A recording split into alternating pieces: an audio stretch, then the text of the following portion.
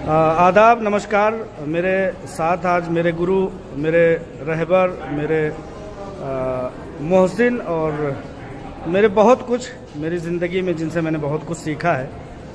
आज All India Mahila Empowerment Party national president आलमा doctor Nowhera Shaikh के प्रोग्राम में शिरकत करते हुए मैंने सोचा कि इस लम्हे को कैद कर लिया जाए और इस लम्हे को महफूज बना लिया जाए और सर का उस नज़रिया पर उनकी राय ली जाए, उनके तासुरात लिए जाएं कि दरअसल महिलाओं पर काम करने का आज कितनी ज़रूरत है और डॉक्टर नोहरा शेख जिन मामलात को लेकर के आगे बढ़ रही हैं उसकी समाज में आज किस कदर ज़रूरत है।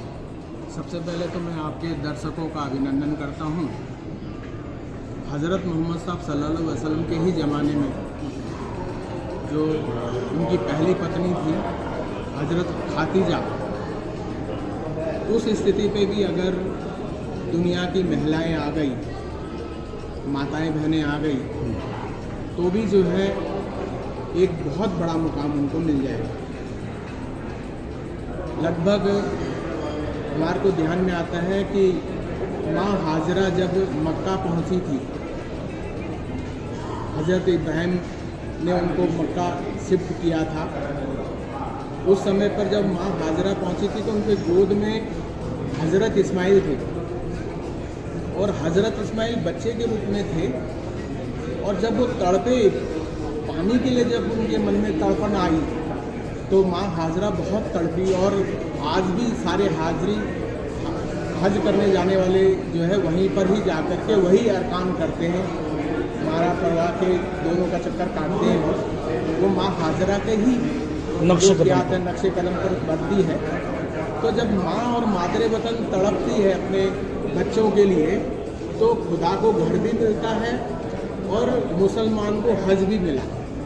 तो माँ हाजरा जब तड़पी और उसके बाद में हमारे को ये ध्यान में आता है कि इस्लाम में ही जितनी भी वो हैं सुन्नतें हैं जो ध्यान में हमारे को या हदीसें हैं वो ज़्यादातर माँ आयशा की निस्बत से हैं। तो माँ आयशा को भी कितना महत्व उस ज़माने पे मिला था।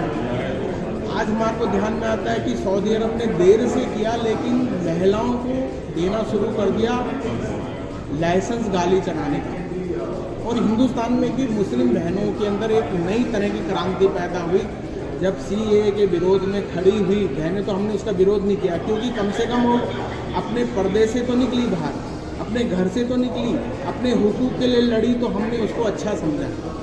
उसमें हमारे को ये ध्यान में आया कि वो ज़्यादा जागरूक हो और उनकी स्थिति ज़्यादा जागरूक हो। और कहीं ना कहीं सरकार ने भी एक साथ 3 तलाक के विद्यत के विरोध में जो प्रस्ताव पारित किया और महिलाओं को आरक्षण देने का जो काम किया वो भी अपने आप में बहुत महत्वपूर्ण है। तो हम ऐसे उपाय करके लगातार सभी बहनों को, हिंदुस्तान की ही नहीं पूरी दुनिया की बहनों को कैसे मजबूत कर सकते हैं। और 50% बहनों की आबादी है तो वो 50% आबादी भी काम पर लगेगी, परिवार को संभालने के साथ साथ देश को संभालने का कभी काम करेगी, अपने बाकी सब चीज़ों को भी संभालने के काम करेगी। तो एक बहुत बड़ी शक्ति के रूप में भारत सहित पूरा विश्व खड़ा होगा। तो ये जो नोहरा शेख जी ने महिला सशक्तिकरण के लिए जो पार्टी बनाई है एक महत्वपूर्ण कदम है और इस कदम को हम लोगों को आगे बढ़ाना चाहिए। और इसके कारण से क्या होगा कि जो बहनें वोट नहीं डाल पाती, क्योंकि हमारे देश में जमहूरियत है, लोकतंत्र है, तो लोकतंत्र को बढ़ावा देने के लिए 50% आबादी अगर वोट नहीं डालेगी तो वो लोकतंत्र अधूरा लोकतंत्र रह जाएगा। लोकतंत्र को पूरा करने के लिए हमारे को बहनों को भी आगे बढ़ाना पड़ेगा और बिना सहयोग लिए हुए, बिना सहयोग उनका तब मिलेगा जब उनकी सहभागिता बनेगी। तो सहभागिता से ही सहयोग बढ़ेगा। ऐसा एक भाव के साथ में ये पार्टी काम करे। हमारी शुभकामनाएं नोहरा शेख जी के साथ में।